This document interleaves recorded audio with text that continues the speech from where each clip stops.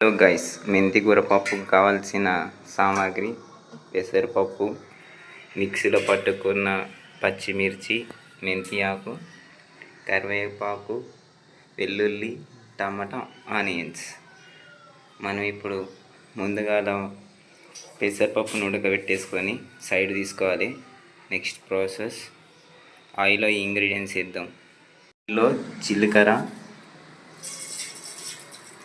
ఆవాలు వేసేసుకున్నాం. వేడి అయినాక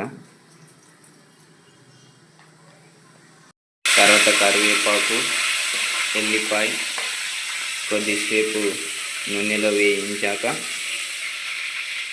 ఆనియన్స్ వేసేద్దాం.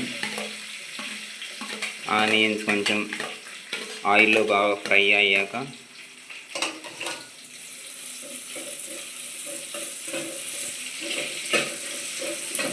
టమాటాలు వేసేద్దాం. నెక్స్ట్ పార్ట్లో ఈ నమూనా వచ్చినాక మనం ఇందులోకి అల్లం వేసుకుందాం.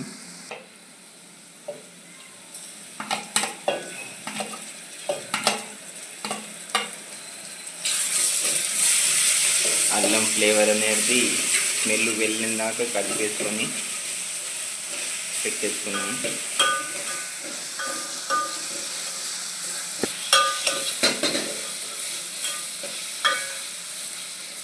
టమాటాలు వేసేసుకున్నాం.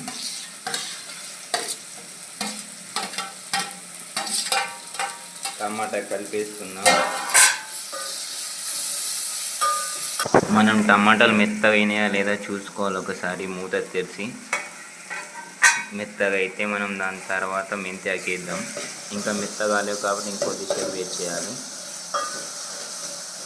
మనం ముందుగా పేస్ట్ పెట్టుకున్న మిర్చి ఇందులో వేసి కొద్దిసేపు ఉంచాక దాని తర్వాత మెంతి వేసేద్దాం. మిర్చి ఇప్పుడు ఎందుకు వేయాలంటే అందులో ఫ్లేవర్ అనేది కారం ఘాటు కూర్చుంటుంది ఆయిల్లో.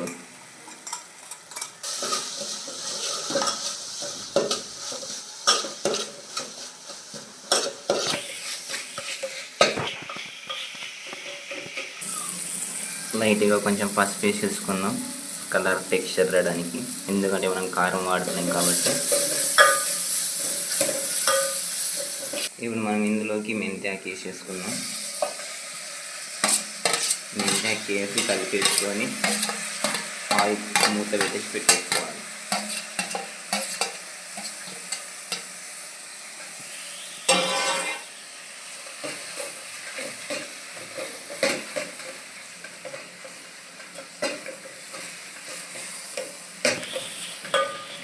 నేను చెప్పడం మర్చితిని, తగినంత సాల్ట్ వేసుకోవాలి అప్పుడప్పుడు చూసుకొని. ఇలా మెంతాకి ఇలా అయినాక మనం దీని తర్వాత పెసరపప్పు వేసేసుకున్నాం. మెంతి ఉడికేసింది. ఇప్పుడు ఉడకబెట్టి ఇచ్చిన పెసరపప్పు అందులోకి వేసేసి మిక్స్ చేసేసుకుందాం.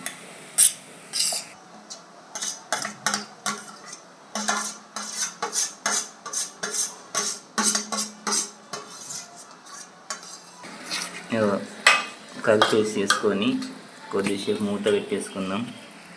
మెంతి ఆకు ఫ్లేవర్ బాగుంటుంది. మేము మెంతి ఆకు ఎందుకు చేసినామంటే రూమ్లో ఇదే ఉంది కాబట్టి మెంతి ఆకు చేసినాం. ఇప్పుడు చూసుకున్నట్టయితే మన కర్రీ అయిపోయినట్టే. టెస్ట్ చేసి చూస్తే ఉప్పు తక్కువ పడ్డది, ఉప్పు వేసుకుంటున్నాము. మీరు ఈనంగా అప్పుడప్పుడు టెస్ట్ చేసుకోండి. కర్రీలో కొంచెం సాల్ట్ ఉంటేనే టేస్ట్ వస్తుంది, లేకపోతే సప్పగా ఉంటుంది, మీ ఇష్టం. ఇప్పుడు చెప్తున్నా. మన కర్రీ అయిపోయింది. చూసుకున్నట్టయితే కొద్దిసేపు అలా లో ఫ్లేమ్లో పెట్టి తీసేసుకున్నాం. ప్లీజ్ వీడియో నచ్చితే లైక్ చేయండి. Thank you for watching.